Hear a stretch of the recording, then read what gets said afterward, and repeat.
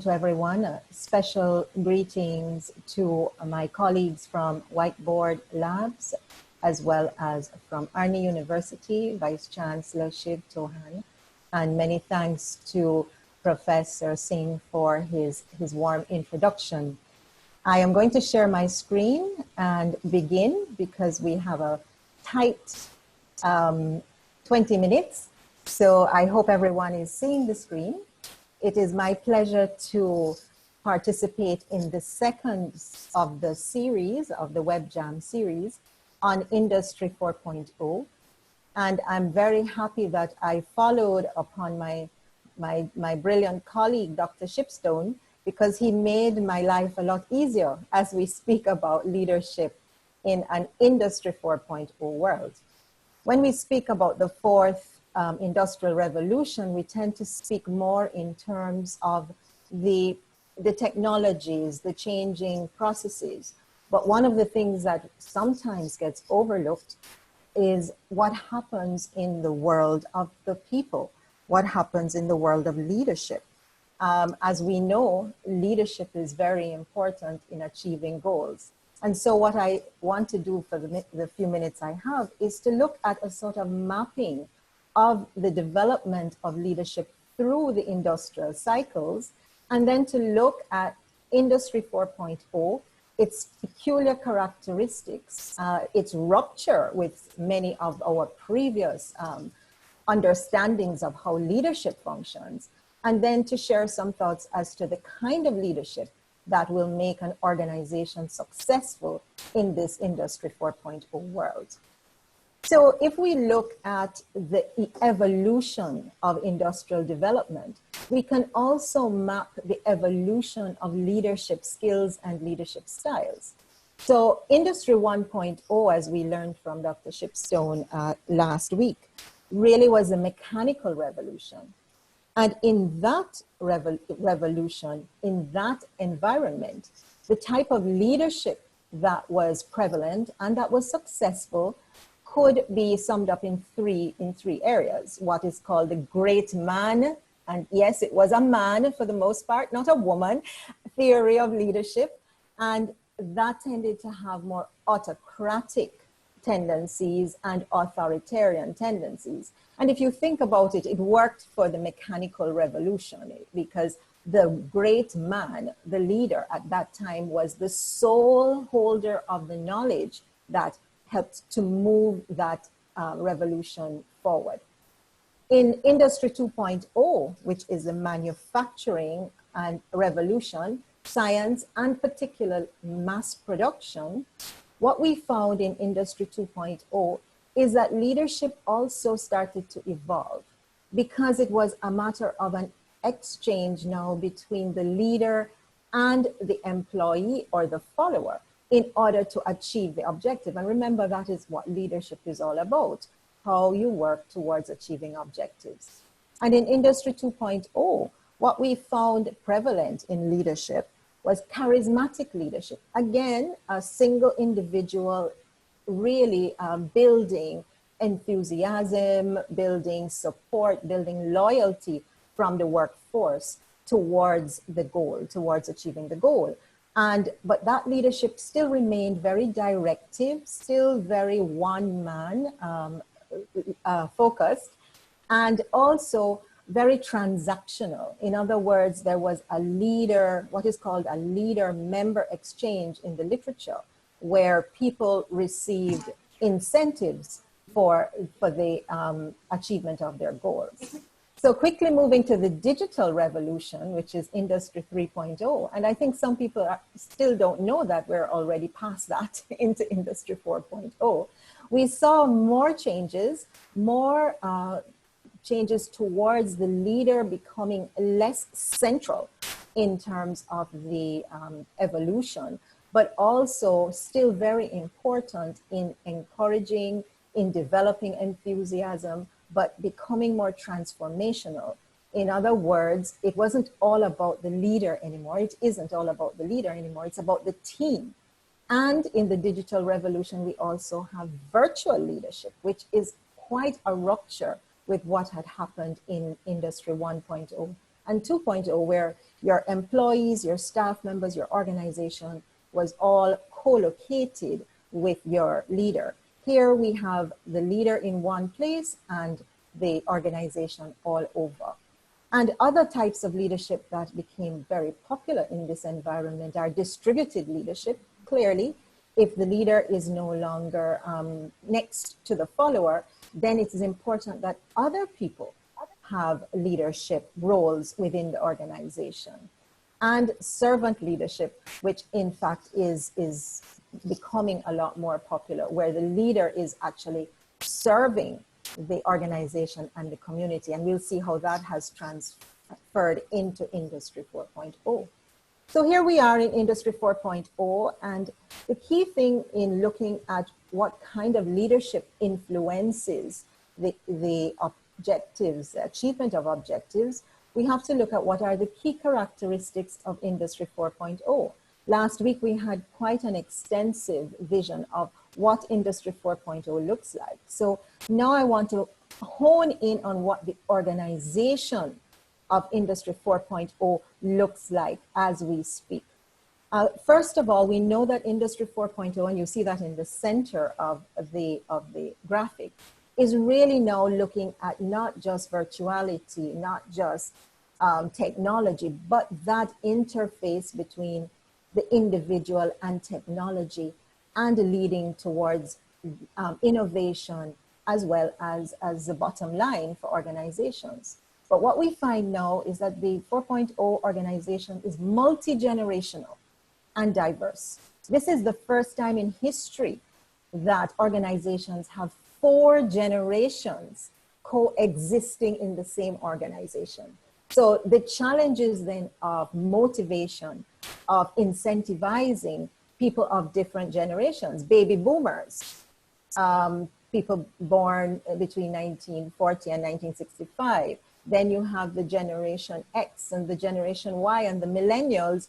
And now we have the new generation, which we don't have a name for. Maybe they're the TikTok generation. But these are all the generations coexisting. So it is a challenge for a leader to be able to incentivize and motivate all of these persons. Diversity, ethnic diversity, racial diversity, gender diversity. And people know that I smile and say that the future of leadership is feminine, but I don't necessarily mean that it is only women, but certainly some of the qualities that people say are feminine qualities.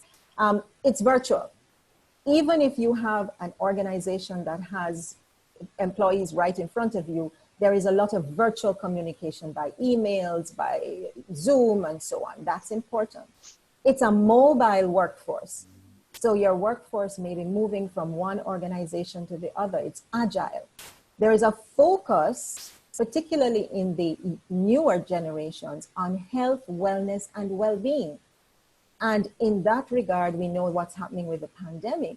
But in organizations now, organizations are putting in place things like yoga classes. And someone last week, Dr. Shipstone, asked about yoga and Industry 4.0.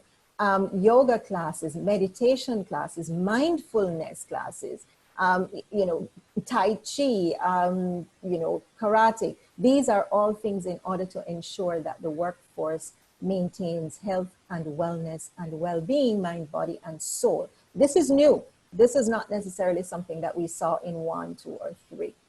It's an innovative and collaborative environment, and that's the key thing. No longer is there so much competition, but one looks at networking and collaboration in order to maximize profit. And finally, the emphasis is on soft skills, and we have to find another word for it because these skills are no longer soft. These skills are very important skills. And in fact, when we look at the need for skills in the 4.0 organization, the hard skills are only about 28%. And the rest of the skills required are skills for communication, collaboration, innovation. So we know that the soft skills are becoming actually the hard skills. So the question we have to ask ourselves is, are today's leaders still using the 20th century models, the models for sort of Industry 1.0 to 3.0 for our 21st century challenges, Industry 4.0? And I would say yes. I would say that definitely they are, because, and I'm quoting this from Thomas Friedman from his book, Thank You for Being Late, The Optimist's Guide to Thriving in the Age of Acceleration, where he says there is a mismatch between the change in the pace of change and the ability of industries, of governments to develop learning systems, training systems, management systems that will enable the citizens of the world to really maximize the benefit of this new Industry 4.0. So the first point here is that we have to ensure that our employees are trained and understand how to maximize the benefits of this new environment. So what are the skills that we need for this complex environment?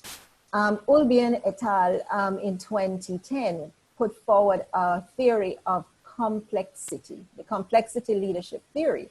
And you can see that what they're saying here is that leadership should not only be position and authority, but also an emergent interactive dynamic, a complex interplay from which collective impetus for action and change emerges when heterogeneous agents interact in networks in ways that produce new patterns of behavior and new modes of operating. And all that means is that it doesn't matter what your title is. The truth is that leadership is about interactions and collective action through networks, which then creates new ways of being, new ways of creating, new ways of innovating. So what are some of the leadership skills, given the virtuality of our environment, that we want to highlight? This comes from Jarvan Pan, comes from some of my own research, which speaks to the pyramid of skills. And I just want to point out that at both the base of the pyramid, which Jarvan Pa calls benevolence, the base of the pyramid, the thing that holds the pyramid up, are what we call soft skills: empathy, cultural sensitivity, collegiality, proactive collaboration, emotional intelligence. And at the zenith, at the top of the pyramid, once again, are our inherent characteristics: integrity, work ethic, fairness in dealing with others, work values, commitment. And skill sets, hard skill sets, are in the middle: ability, the task, the structure, goals, objectives, and so on. So what we can see here is, in this new environment, the character matters. The character matters, the training matters, but the individual's ability to really communicate is what is going to make a leader successful in Industry 4.0. I want to share with you this new typology that was put forward at the World Economic Forum in 2019. And it is backed up by an excellent paper by DELOITTE, the accounting firm, which speaks to the leadership types that will be successful in Industry 4.0. And I'll just share them as you see them here. The first type is called a social super. And what is a social super? In Industry 4.0, industry, environment, and community are integrally linked. And those industries that do well by doing good and recognize their impact on their environment and on society. These are called the sustainability leaders, leaders who understand that everything that they do in their firm impacts the society. So what we are seeing is that the society, industry are no longer separated. There is now an impermeability between the two things. And this is extraordinarily important. So we know that social supers, leaders who really focus on their society, including their employees, are leaders who will have success. And the research in the paper actually shows the bottom line impact of this kind of social responsibility and the care for people, planet, and indeed profit. The second leadership type are data-driven decisives. In the era of big data, there is no excuse for a leader to not use data in terms of decision making. Decision making is the most important element of a leader's role. And data-driven decisives, again, people who make decisions as leaders in their organizations based on the data that they collect, are seeing increased profitability, increased success if they're not a for-profit company. So they have to be methodical and data-focused in their decision-making. The third leadership type are disruption drivers. And we know the term disruption. So these are persons who must not just embrace disruptive innovation, but must also create disruptive innovation in order to move ahead of the competition. But one element of disruption drivers that we must take very close note of is that they involve wide consultation with stakeholders. So stakeholder involvement is very important in terms of leading disruption. And finally, the fourth type is talent champions. Now, in the introduction, we spoke about how HR and organizations are impacted by 4.0. And organizations like to leave talent management to the HR department. But in Industry 4.0, every leader is a talent champion. Every leader has to ensure that they are developing their staff, that they are training, that they are looking for talent outside and within the organization. And that is the key role for success. And once again, the Deloitte paper shows how the talent championship leads to improved success and profitability. So as I move to the last part of my presentation, I just want to talk a little bit about a personal story of mine. And looking at the virtual environment. My role as principal and pro-vice chancellor of the UWI Open Campus has been overseeing 17 different countries in the Caribbean that are about 5,000 miles apart. It means that no matter where I am in discussion with people all over the Caribbean, but also all over the world. And so for me, going into that environment at the time, almost 6 years ago, was sort of like a Star Wars moment. You know, for anyone who is a Star Wars fan, you'll see my little avatar here with my lightsaber. But what did that mean? Because this is an Industry 4.0 environment that I am currently working in. And clearly the first thing that you realize is that your leadership does not have to have a position title.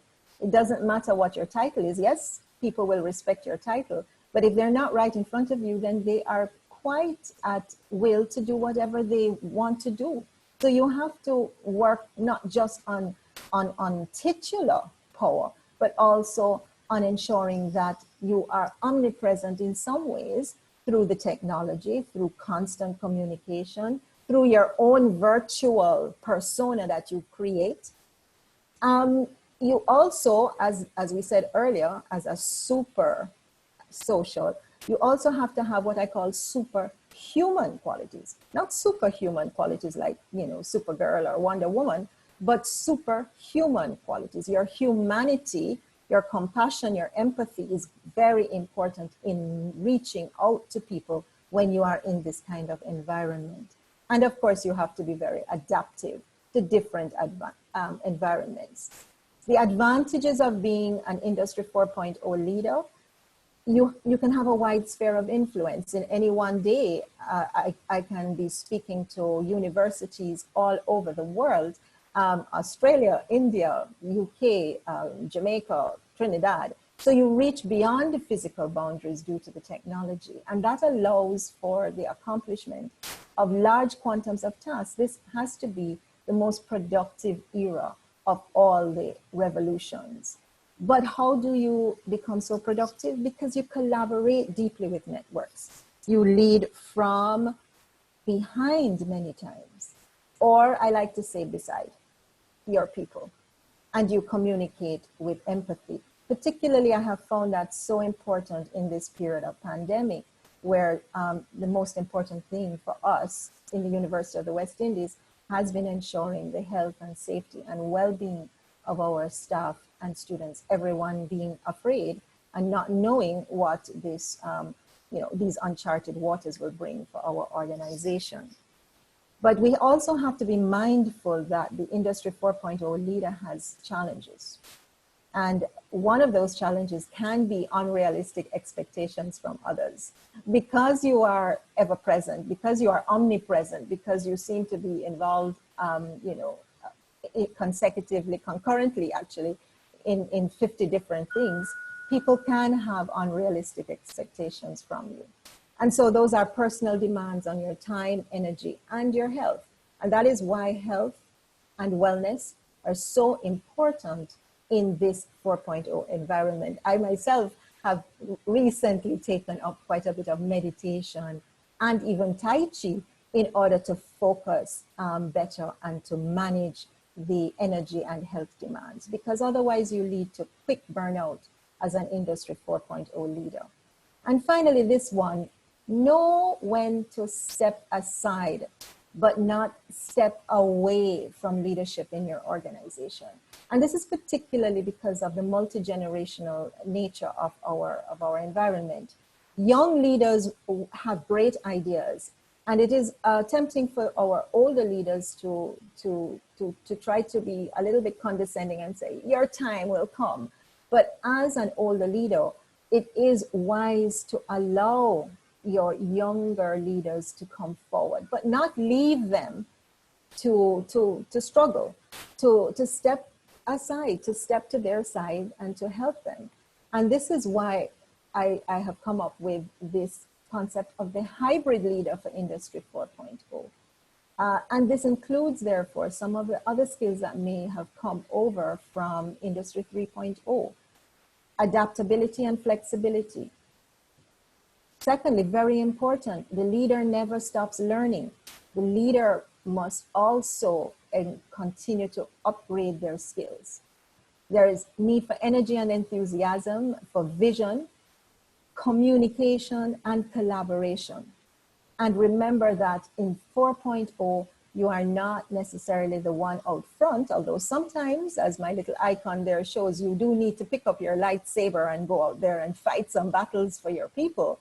But for the most part, internally in the organization, the Industry 4.0 leader is more a coach, a mentor, a facilitator. And my final thing is, remember that you are chosen to be a leader. You do not choose yourself to be a leader. Sometimes leaders forget, and particularly in this environment, that you are only a leader if people choose to follow you. Otherwise, as John Maxwell says, you're just taking a walk in the park. So remember that your leadership is really dependent on how much you get the people that you are trying to lead to whatever objective to buy into the vision. And without that, you are not a leader. So that means the 4.0 leader has to have a good dose of humility in terms of his or her place in the organization. So I end by saying leadership is all about influence. John Maxwell says leadership is influence, nothing more, nothing less. It has always been that way, but in Industry 4.0, influence is even more important than in the previous areas of the industrial revolutions 1 to 3. But one of the challenges, and I picked this quotation up from a textile firm in Bangladesh writing about leadership in 4.0. And what they said is that the truth is that the significant challenge for Industry 4.0 is not only about technology. We tend to think it's all about technology, but it is also a lack of digital culture and skills in the organization. And more so now, we need to develop leadership 4.0 in organizations. So it isn't an easy task, and it is as hard as going out, you know, to worlds that we've never explored before. But with training, with focus, leaders can manage and succeed in the challenging environment of Industry 4.0. So I end with my Star Wars theme by saying, may the force be with you, and may you understand that. Thank you, Dr. Longsworth. Wonderful, wonderful presentation about how to lead in a future that most of us in the Caribbean are now getting exposed to, but how to effectively lead in that Industry 4.0. So before we get into the questions from the chat room, I would like to ask any of our forum members, our council members, if there's any questions that you may like to ask at this time. So perhaps Dr. SP So, Singh, Riaz, Rohit, etc. Riaz, Yes. I'll take the opportunity. There is Mr. Ikshan Ghosh. Mr. Ghosh?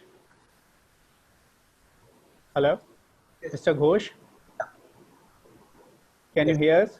Yeah, we can hear you. All right. So you can put your question, whatever you have wrote in the chat box, please. Yeah. So thank you, madam. You have very clearly described the industry 4.0 leaders. I mean, attributes of the leaders. But nowadays, majority, what we see that majority are trying to be a boss or manager. So we found the actual leaders are very few in the industry.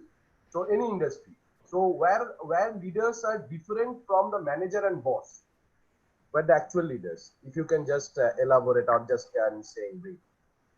Yes, well, you know, that, Mr. Ghosh, that is the typical question that most people have in organizations. What's the difference between the leader and the manager? And the truth is that we need them both, because a leader can also be a manager, but generally a manager can not necessarily be a leader. The issue is what I indicated early in the presentation, Mr. Ghosh. The fact is that our training systems, our educational system, and I'm an educator, so I'm sort of implicating myself as well. We have not trained our people for leadership. We have trained them to manage portfolios, to manage functions. We have not really imbued them with leadership skills. So then when they go into the organization, an organization that needs leadership, we are faced with persons who really are afraid, one, because they have not been empowered, two, they don't have the skill set to actually lead. And so they are still going back to the old way of leading, either being a boss, which is directive, autocratic, and that belongs to Industry 1.0, because that's what they know. So, you know, this is why Whiteboard Labs and UWI and Arnie University, we are so passionate about the importance of training our people for this environment, because the tradition has not been to train. It has been, okay, I'm an HR manager, I'm a finance manager, I'm an accountant, but their leadership role has not been highlighted in their training. That's one. The second thing is that the leaders within the organizations have to recognize, as I said, that their job is to create leaders. So sometimes we as leaders, we are also culpable by not empowering the persons in our organizations that we see have the potential to lead. So I would say two things: train the managers to be leaders, and train the leaders to be leaders. Right, exactly. Thank you, madam. Maybe in the future, I will also wanted to be trained on the leadership skills of yours. I mean, it's you have narrated it very correctly and on a very good way. So thank you for that. Thank you for the answer. Thank you for the question. Okay, thank you. So I would like to ask Dr. SP Singh if he has any question. Dr. Longsworth, I would like to put two questions before you. One is that as you talked about the multi-generations coexisting simultaneously within an organization. And the rate of pace which the rate of change is so high that all generations have to simultaneously coexist. How would you, from your own experience and practice, how do you account for the conflicts that engender, and what would be the best way that you would suggest? I would also like to put the second question so that you could formulate a common response to them. In 90s, we used to hear of Robert Greenleaf's servant leadership. That was a concept which was very popular with Industry 3.0. Now we have moved to an era where we believe that leaders need to be compassionate, they need to be collaborative, they need to be flexible. How do you relate these two concepts? Okay, thank you very much, Professor Singh. The multi-generational conflict is very real, and in my own organization and in organizations that I've worked in, it becomes a source of great anxiety, particularly for the earlier generations. Even the millennials are having problems with the generation Y and Z that are coming into the workforce. And as a coach, what I have done in my interactions with these persons is to ensure that they can find common ground. The major issue usually is a misunderstanding of how their younger generations are productive. So what we find is the baby boomers and the Generation Xers are used to a certain methodology of work in order to be productive. The generations from, let's say, the 1990s onwards, they are very productive, but they don't have the usual approaches. I mean, they are not going to come to work happily at 6 a.m. in the morning. They want to be able to work, you know, whenever and wherever, but when they do work, they're very, very, very productive. So it's all a mindset change, and that is why the older leader, when I said the older leader, and I include myself, the older leader has to step aside. And when I mean aside, it doesn't mean to just leave the new generational leader on her own, but rather to allow them to move forward with their ideas while you coach, while you mentor. A lot of organizations now are coaching both the older leader and the new leader in order to show that they can have common ground, that they're able to understand how productive they are. And in Industry 4.0, the issue is not being, you know, clocking in and clocking out. The issue is, are we going to innovate? Are we going to be the first to market with this particular product? Are we going to be able to respond to the customization requirements of our marketplace? And the two ways of doing things can coexist and can work well, but it does require from within the organization a recognition of these differences and how to reconcile the differences, but to honor the knowledge of the older leader and to also honor the innovation and the knowledge of the younger leader of the new markets. So again, I keep coming down to training, but in this particular case, Professor, I would say that coaching, mentoring, creating mentorship relationships between your older generational leaders and your newer leaders, because the research has shown that the younger generation of leaders really want to be mentored. They really want to be coached, but they don't necessarily want you to tell them, well, this is how it was done in my day. They don't want that, that's for sure. So, you know, the older leader has to recognize that they have to really become a mentor. In Eastern tradition, for instance, that is what happens, you know, with the elders. And even in African tradition, the elders are there to pass on their wisdom to the newer generation, but not necessarily to tell them how it must be done, but giving them the wisdom of their experience. So that's the first question. Servant leadership. In fact, what we're seeing, and I mentioned that, Professor, that some of the characteristics of the leader of Industry 3.0 are still very valid for Industry 4.0 because 3.0 was the digital revolution, the virtual revolution, and we are still in a virtual arena. And so, yes, especially at times like these with pandemics and various other, issues that affect how organizations work, the servant leader is literally enabling the organization through compassion, through empathy, finding out what they need in order to be very productive. And it ties in with the typology that we saw coming out of World Economic Forum that speaks to the social super, the fact that the leader is at the service of his community, his environment, and his or her employees. So there is a definite carryover of servant leadership.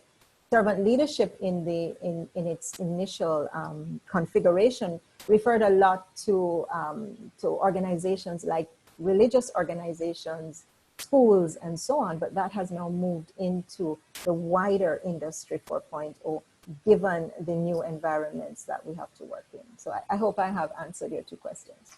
Thank you. Okay, thank you, Dr. Longsworth. So I would like to recognize Professor Harold McDougall. He is in the chat, so welcome, Professor McDougall. Do you have any questions you would like to pose to Dr. Longsworth at this time?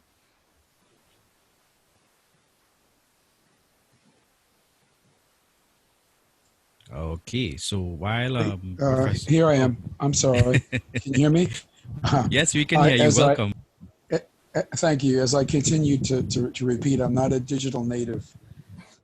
So some of the digital skills for the older leaders that Dr. Longsworth mentioned are things that I am in the process of learning. So I had to fumble around on my tablet a bit before I could find the unmute. So I just wanted to congratulate Dr. Longsworth on her presentation. It's not only, it's her style. Not only is it intelligent and informative, it's also warm and passionate, and kind of you bringing people into your sphere. So may the force be with you as well. My kind of input into this whole process is more in the realm of something called social ecology, which has to do with the balance between enterprise, society, the civic sector, political sector, and the environment. Dr. Longsworth, if you have any thoughts on how Industry 4.0 leaders need to be mindful of their impact on the non-human environment in which we all operate. Obviously, climate change is a problem. Pandemic is something that we now recognize is a feature of how closely we live together and how closely we interact with our protein sources. Just some of the kinds of things that industrial leaders need to think about in this new world. Thank you. Right.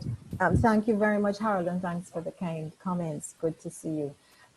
Indeed, this is a priority. If you recall the slide that I pointed out about the 4 typologies, the first one, the very first, and what is noted as the most important is the leader as social super. And, I really commend that article because it goes into those details, Harold, where it speaks about the impact, the social and environmental impact of the organization on the communities, the environment, and so on. And that has to be priority for every industry, that it has to not just look at profit at the expense of the environment, at the expense of people's well-being. It has to look at all of these elements, and leaders have to be that way. So we saw a turn in the road at the time of, let's say, the Exxon oil spill and others like that, where the industry's impact on the environment was highlighted. And now in Industry 4.0, now in 2020, any organization that does that has a negative impact on climate change because of how they dispose of their waste or their production techniques, those are boycotted.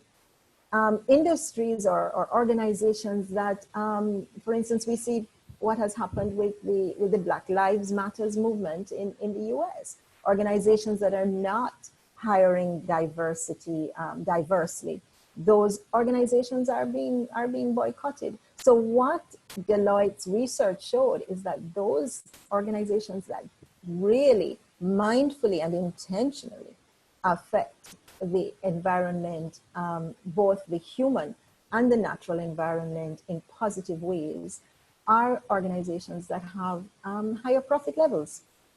And the issue has always been, who am I owing my loyalty to? The shareholders, it used to be, but no, it's not shareholders. It's the stakeholders. It's everyone.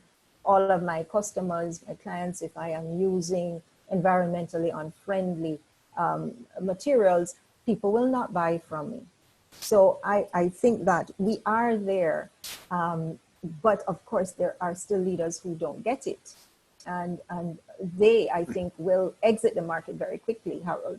But I know you do quite a lot of work in this area, so thanks for the question. But indeed, I like the typology of the social super as the key leader in the Industry 4.0 environment. Thanks very much.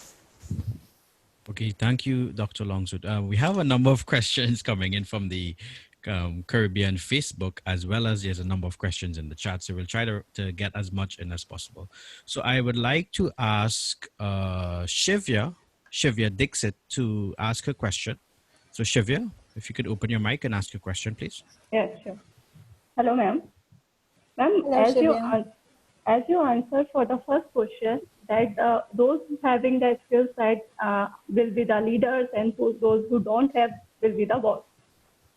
And in this pandemic, people are facing so much of insecurity, and everyone is not able to adopt change so quickly. So the leaders, today's leaders who have the power to judge, who have the power to eliminate the people, they will go for the being boss. They will stop their stewardship, their citizenship behavior. They will, like if there is a situation where organization have to do a cost cutting, they will hide their information, and they can eliminate three more in 5, and they will hide information because they want 2 of their favorites will be there. So what do you think that organization, how can they maintain this? Right.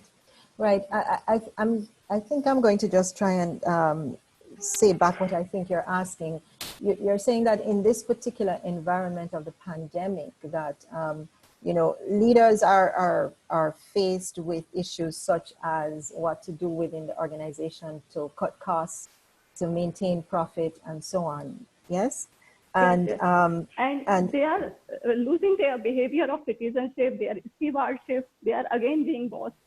They're moving back to being the boss rather than yes. than the leader, because they're focusing only on the bottom line. And Shivya, I think that that is inevitable, because as I had said earlier, we have leaders in organizations who have not evolved into leaders of Industry 4.0, in that they are still using old models to deal with new issues. So the approach of the 1990s, 80s, and so on, when we had any kind of economic crisis, was always to cut the staff. Now, as someone who has gone through that period, what we learned is that is a very short-sighted approach, because then you have to build back the skill sets. And so you really want to hold on to your excellent people, so that when you are able to build back, you can have the skills that you need in the organization. So I have no answer for you. I just have to say that we have unenlightened leaders who are posing as leaders, but are really managers. We do know that they have to take hard decisions. And yes, sometimes they may have to reorganize and restructure. But the key thing is, how do you do it in a humane way? And we've seen some good examples. So for instance, we've seen examples of people not just cutting all their staff, but maybe doing things like, job sharing in order to ensure that everybody has something of a salary. I think more of that is happening across the world than used to happen. But it is a process, and many leaders will not learn until it affects their bottom line. And that is the truth. Until they see that by cutting, a Longsworth or a Reyes Valdeo, they have lost, tremendous talent that they won't be able to get back. Until they see that, then they won't really understand how it affects their own bottom line. And I keep going back to just enlightening them, to training them, to opening their eyes to how important it is to lead differently in this environment. But this is why we're having these talks, because we want people to understand that this is a different environment. It's not what it used to be. You can't use the same approach in order to be successful. Okay, thank you for that response, Dr. Longsworth. I would like to raise two questions from our Caribbean people. One would be, how does a younger leader approach a more mature and experienced team member as it relates to correction and training in Industry 4.0 context, as well as what do you think the Caribbean needs to do to avoid being left behind by the 4.0 trend? Okay. The first one I'm very comfortable with. How do you approach a more senior leader in terms of correction and training? I think you really just have to engage them on their own level. As you heard, I'm a John Maxwell coach. One of the things that John Maxwell teaches us is that you have to develop a relationship before you can get something out of an exchange.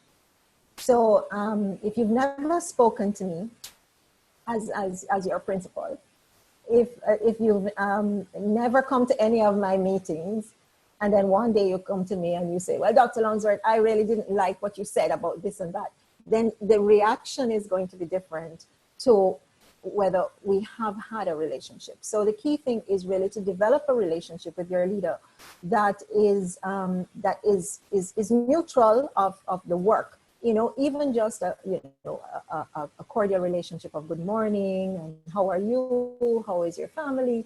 Believe it or not, those things make a difference. And then it creates an entree where you can actually just set a time. Just say, and flattery works. Just say, Dr. Longsworth, I really appreciate how much you have indicated that coaching and mentoring is important. Could we sit down sometime and have a discussion about coaching me, because I'd like to learn from you. It helps, and that will help to develop the relationship where you can lay out what you would like that senior leader to do. And I would say the vast majority of senior leaders want to be able to support and to see you move up. So I would attack it that way, by creating a relationship with the person that you want to mentor you, to train you, and then to move to the next level of asking for their help in doing that. As a teacher, I would say those are my favorite students, the ones who come and say, well, what did I do wrong on the essay? Could you show me, and to really take it from a humble way, instead of saying, how come I only got a C when I should have gotten an A? So that's the difference there. That's the way I would suggest. And in terms of the Caribbean, yes, I think that we are not where we should be. I think that the university, all the universities, all of the training institutions have to now rapidly ramp it up. The good thing is that we're quick learners in the Caribbean. And I don't see us necessarily falling behind once we recognize that this is a different environment. And yes, we are not where we should be with the technologies, but as you've seen from the presentations, the 4.0 is less about the technologies and more about the mindset of the people who are implementing the technology. So my own focus is let's change the mindset of the people and open them up to what Industry 4.0 can do in the development of the Caribbean.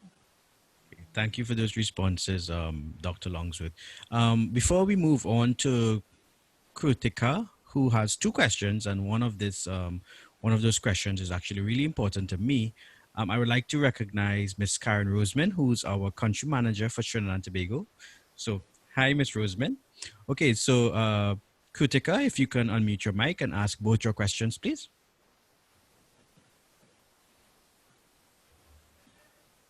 Good evening, ma'am. Good My evening. question is, as an introvert, how to become a successful leader in this current rigorous era? And also one more question is, what are the skills you need to inculcate as a beginner to become a successful entrepreneur? Okay, so those are two different things. How to become a successful leader in this environment. What does a leader do? A leader influences other persons. So what you have to do in the organization is to find how to influence persons that are within your group. And remember that it's not only about influencing the people below you, but it's also about influencing the people who work at your level and also the people who are above you. Because if you have a good idea, you need the support of your leader, and you need the support of your peers, and you can get the support of the people who you lead through your interaction with them. So the important thing, Kritika, is that you ensure that you are able to influence people. I think our mindset about leadership is often, how am I going to get someone to do this? I'm going to tell them, because I am the supervisor, I'm the head. I'm going to tell them, do this, and they have to do it, or else I'm going to write you up, I'm going to, fire you. That is coercion, that's not leadership.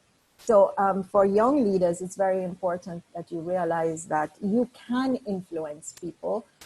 You have to start the relationships with people, because people really don't care until they know that you care. And that's important. Once your people that you work with know that you care about them and not just about your own aggrandizement as a leader, then you will find that you will get their support. And they will work with you. And I have proven that personally over and over again. In terms of successful entrepreneurship, those require even leadership skills, but also skills of decision making. So if we go back to our 4 typologies, you use the data. The beauty of Industry 4.0 is that the data is available to all of us now. So the leader is no longer only the holder of information. And I go back to, I think it was Chevia's question, where the boss is holding back information. But you can get that data. That data is available, even in just good old Google. So use data to take your risk, because an entrepreneur is a risk taker. But you have to be a measured risk taker by looking at the data in particular. And then, of course, your leadership skills would be to influence and to get other people to see the vision that you have for the product or service that you are innovating. So the key thing for me would be to become a data-driven decision maker as an entrepreneur. That's very important in this world now. In the past, entrepreneurs had a grand idea, and and you could just go out there and the norm is saying, you'll fail 15 times. We don't have the luxury of that anymore. So you want to reduce the number of failures that you would have by looking at the data that is available for your industry. Hey, thank you for that response, Dr. Longsworth. We just have a few more questions. So I would ask Shishtri to ask her question. Shishtri?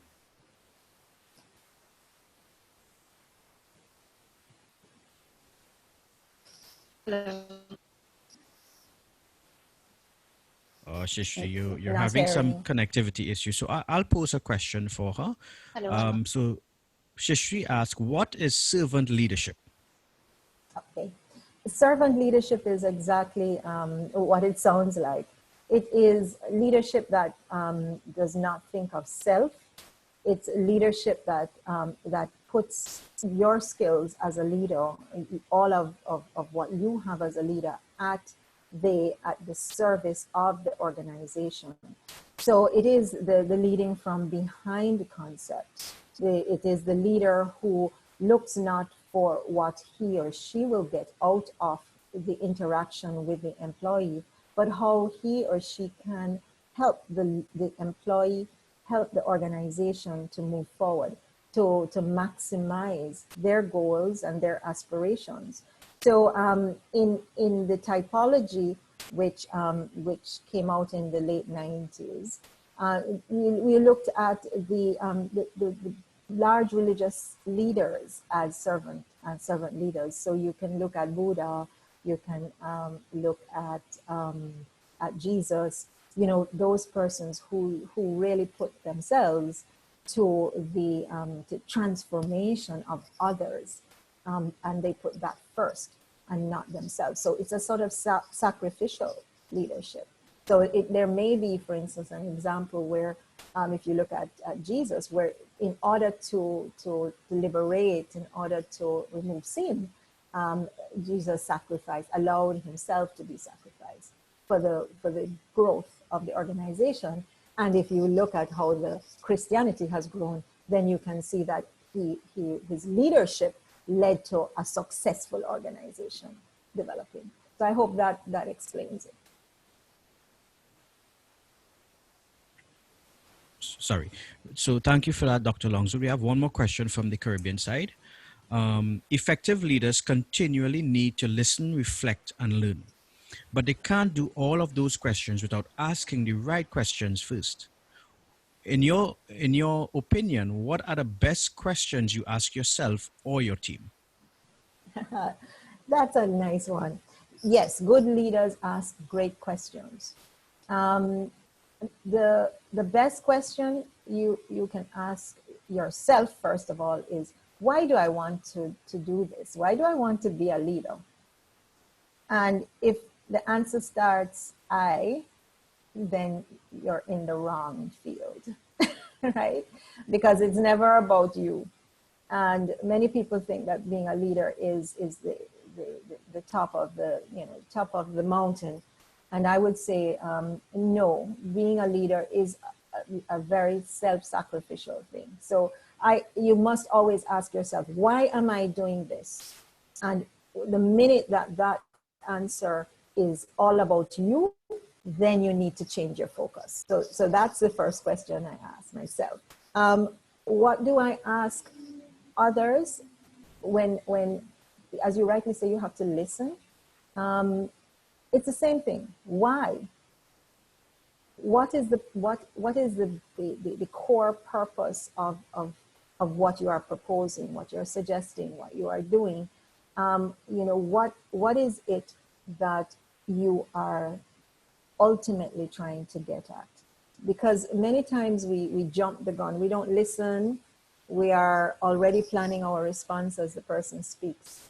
And sometimes the person isn't able to articulate themselves clearly. So you must ask the usual questions, why, what, how? And literally listen to the individual response and then have a discussion. So those are very simple things. Why? Why? And there's a great book that calls Getting to Why. And that is the key question. Why? And drill down. And if you still don't get the right answer, or the answer that sounds, authentic, keep asking why. Why? Why is it that you want to introduce this product? Why? Why? Until you get to the core reason. Okay, thank you for that. And we have one more question. This will be our final question before we hand over to Whiteboard Labs.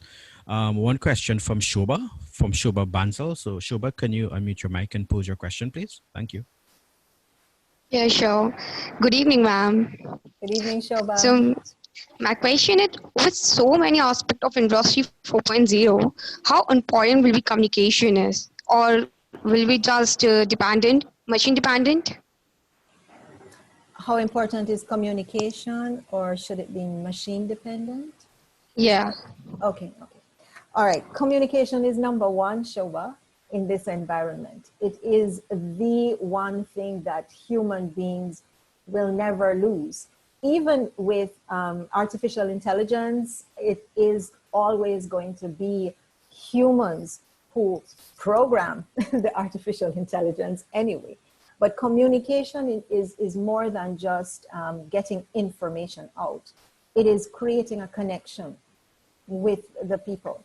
So while machine intelligence, artificial intelligence can answer questions, and there is a place for that, what that should do is to free time up for leaders to communicate and connect. So instead of dealing with routine questions like how much is the product cost, where can I get it, you can program that into a machine. But when someone comes and says, well, you know, my family is has an income of X, and we're having a difficulty with this particular product, and we would like, that is going to require communication, connection. It's going to require empathy. It's going to require compassion for the leader to reach out to that particular person. So I can give you an example in my own organization. We have a help desk, and when the student has a problem, they put their thing in, and they go through the process and they get an automated response. But then there are times when they reach out to me and they say, Dr. Longsworth, I'm a teacher. I have a difficulty with paying the fees this month, and my father is ill and my fees have gone. You can't tell that to a machine. A machine cannot respond to that.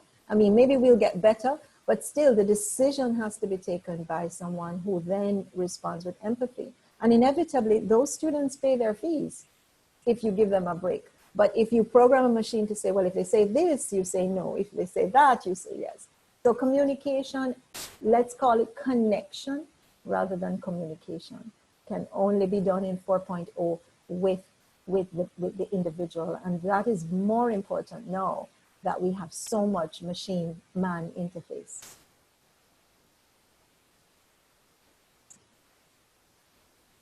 Thank you. Thank you for that response, Dr. Longsworth. We're a bit over time and there's a lot of questions coming in. So what I would advise persons is if you can leave a contact information and we can follow up with your questions. So I'd like to thank everyone for submitting their questions. I would like to hand over to Mr. Ashish Kumar from Whiteboard Labs to make a statement. So Ashish. Yes, thank you so very much. And good morning to all and good evening from India. And thank you so very much, Dr. Longsworth.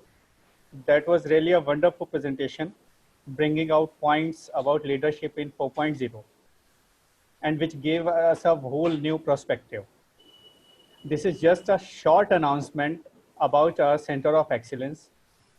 All subjects or competencies we talk about are offered through the Center of Excellence in a learn, apply, and practice model, including projects and internship. And this Center of Excellence will applicable both in India as well as Caribbean region. And these trainings are virtual with self-learning modules, workshops and mentors, and an internship or a project or every student. If you would like more information, do leave a message or email us. We are also welcoming industry mentor through our volunteering programs. And this COE has launched a blog, and every article we published will be informed very soon. Simultaneously, this Center of Excellence is formed for trainings, business, consulting for SMEs and social entrepreneurship incubation. So I'll request Riaz to hand over Dr. S.P. Singh Saab, who can give the vote of thanks and conclude the session. Thank you. Thank you, Ashish. So at this time, I would like to call on Dr. S.P. Singh to give final conclusion and vote of thanks. Dr. S.P. Singh. It has been indeed a very enriching, very meaningful, very insightful evening. And for this, I would like to thank Dr. Longsworth, who really not only told us, it started from the very basics. She talked about what Industry 4.0 is about and how should an organization, what would be the shape or characteristics of organization as we eventually move towards Industry 4.0. So some key takeaways I would just mention as a recapitulation of this very insightful session. She talked that it has to be multi-generational and diverse. Therefore, a leader, in order to navigate through this organization, needs to have high levels of empathy and should be able to bridge gaps, should be able to connect to stakeholders, and be able to forge a common vision. She talked also about the importance of soft skills, and I really like that expression when she said that the soft skills of yesterday are going to be the new hard skills. They would be required more and more in the modern workforce. And therefore, there has to be in any learning curriculum, there has to be a greater emphasis on the acquisition of soft skills. Then she talked about that we have to move away from the model of competition and lay emphasis on innovation and collaboration. And this requires a very significant transformation in the very mindsets, the mindsets that have been oriented and honed in the paradigms of competition. To think of others as collaborators and to innovate along with in order to create value. She talked that we need to be the organizations would largely move away from physical to virtual. They'll be mobile, they'll be agile, they'll call for flexibility of response, for higher degree of resilience, for the continual changes that would be presented before them. And of course, she did talk about that we'll need to focus more on health, wellness, and well-being, because she said that the new Industry 4.0 is going to pose almost unrealistic expectations on the leaders, and therefore they would do well if they take care of their health and maintain their energy levels. She said that leadership in today's time would be a very complex phenomena that would continue to emerge and which would be interactive in nature, and it would be a very dynamic and complex interplay of various forces that would be shaping, factoring, leading to the evolution of the environment. She talked of certain important characteristics that probably the different kinds of leaders that would be required: social supers, data-driven decisives, those who would have ability to crunch data and factor it into decision, disruption drivers, who on one hand disrupt the processes, yet on other hand, as she insisted, are also able to take all stakeholders into confidence so that this disruption does not lead into uncontrollable entropy, but it is a creative, positive, controlled disruption towards the achievement of goals. And she talked about talent champions. She said that if not held wisely, it can lead to a quick burnout. And of course, we need to step out in order to give opportunity, leadership role to the younger generation. Yet at the same time, we need to step away, but we need to make a very fine balance between stepping out and stepping away. Though it has to be somewhere in between, the balance has to be struck.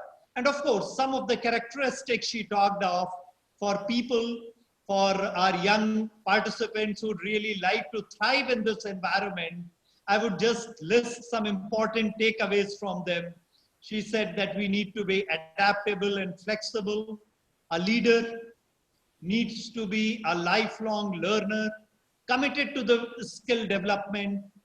One needs to be energetic and enthusiastic, should be a visionary with the ability to communicate that vision, to win people over with that vision, should have a collaborative mindset, should be a coach, a mentor, and a facilitator, and thereby this idea of servant leadership in subsequent question and answer session needs to be further extended, where a leader emerges as a coach and mentor. And above all, a leader needs to remember that leadership is valid as long as people choose him, endow him with that trust and responsibility, and therefore it's the role of the leader to safeguard it. I'm sure, Dr. Longsworth, it has been a very sumptuous treat, and even if we take a few takeaways from this banquet that you so lavishly spread before us, it is going to enrich us, and it is going to enrich our lives, our leadership, and effectivity in the position in situations wherever we are. I also take this opportunity to acknowledge Mr. Rich Baldeo, Coordinator of Business Development, University of West Indies, who so ably coordinated it, the whole program. I would also like to acknowledge the contribution of Dr. Rohit Shipperston, founder of Whiteboard Labs, who has been constantly driving and who brought everyone together on this platform and has made these collaborations and these learning experiences possible. I also would like to extend my thanks to Mr. Ashish Kumar, the Vice President of Collapso, and various other people from Team Whiteboard, from the University of West Indies. I would like to acknowledge Professor McDougall, Dr. Ashish Trahan, and various other people who have been working behind the scenes for the success of this program. I would also like to thank each one of the participants, those who watched here on this platform, and those who kind of logged into the live streaming of the program. So thanks everyone for participating and making this evening a very significant and meaningful one. Thank you. Okay, thank you. Okay, so again, thanks everyone for joining us today, and we hope to see you in the next web jam.